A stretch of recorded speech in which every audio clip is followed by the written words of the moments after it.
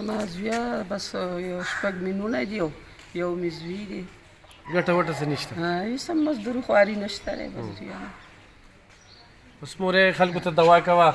چې چا دا غوړي چیني اورې تا ته به هم کوو زویه دا ستا په دغه شوي دي موږ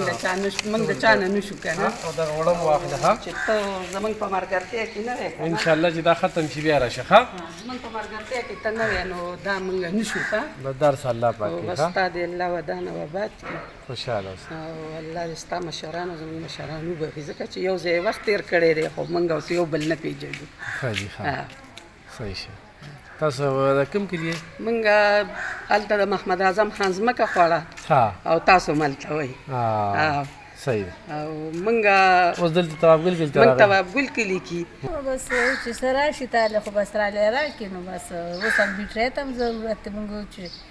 څوکي چې راله والي اوړی دي